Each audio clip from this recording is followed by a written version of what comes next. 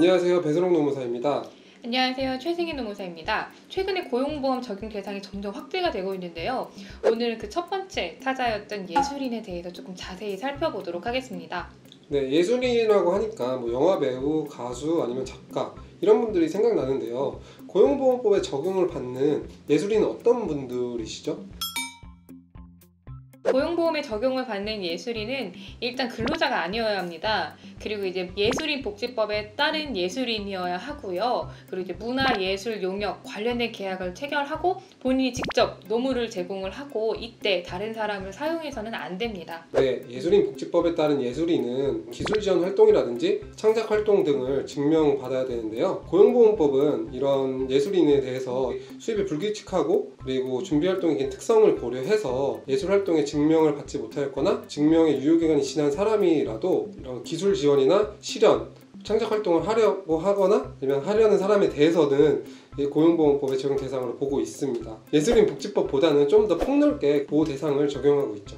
사실상 예술인 범위가 굉장히 넓다고 보여지는데요. 흔히 우리가 생각을 할 수 있는 연극, 뮤지컬 이런 경우뿐만 아니라 방송, 미술 그리고 이제 우리가 자주 보는 웹툰까지 그 영역이 굉장히 넓다고 볼 수 있습니다. 노무사님 근데 이런 대상에만 해당이 되면 고용보험 다 적용받을 수 있는 건가요? 그런 건 아니고요. 만 65세 이후에 문화예술 용역 관련 계약을 체결하거나 보수가 50만 원 미만인 분들은 적용 대상에서 제외가 됩니다. 다만 65세 이전부터 피보험 자격을 유지하고 있거나 아니면 그 이후에 근로계약을 체결하고 또 문화예술 용역 관련 계약을 체결하시는 분들은 당연 적용 대상이 되고요. 1개월 미만으로 문화예술 용역 관련 계약을 체결한 단기 예술인에 대해서도 보수와 상관없이 적용이 됩니다.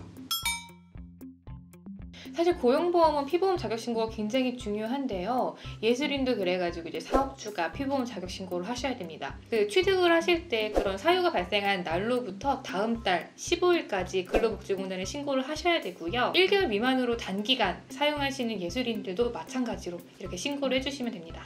그리고 국가, 지방자치단체, 공공기관이 발주하는 공사는 다수의 도급이 이루어졌다고 하더라도 발주자가 취득에 대한 신고를 하셔야 됩니다. 노무사님 근데 이런 피보험 자격 신고를 하지 않는 경우에는 어떻게 되나요?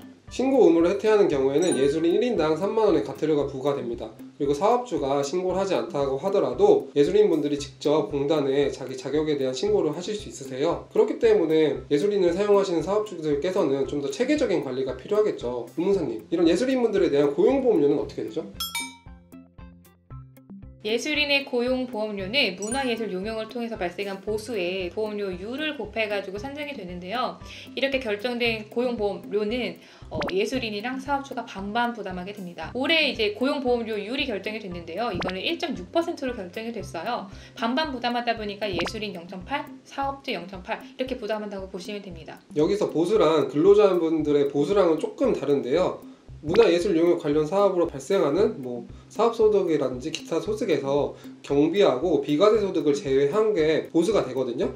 근데 개인별로 이렇게 보수, 경비를 이렇게 산정할 수가 없잖아요. 그래서 고용노동부에서는 20%라는 경비 비율을 정해가지고 이를 공제한 금액을 보수로 정하고 있습니다.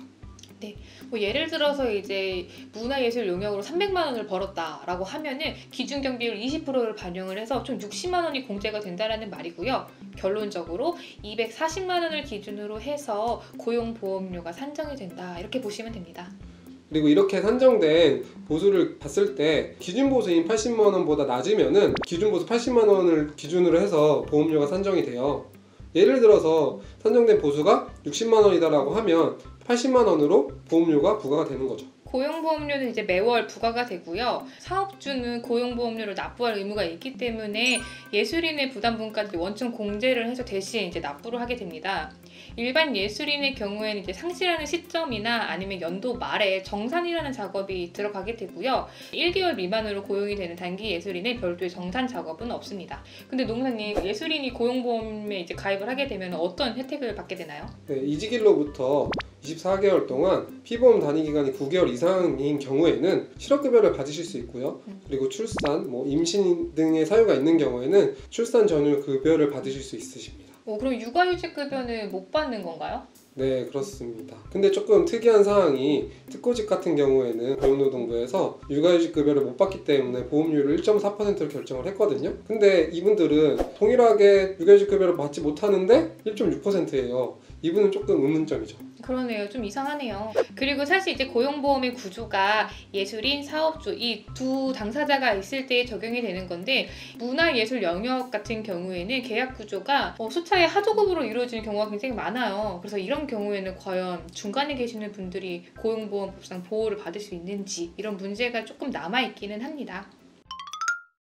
네, 오늘은 예술인 고용보험에 대해서 알아봤는데요. 더 궁금하신 사항은 유튜브에 댓글 남겨주시거나 블로그에 들어오셔서 질문 남겨주세요. 감사합니다.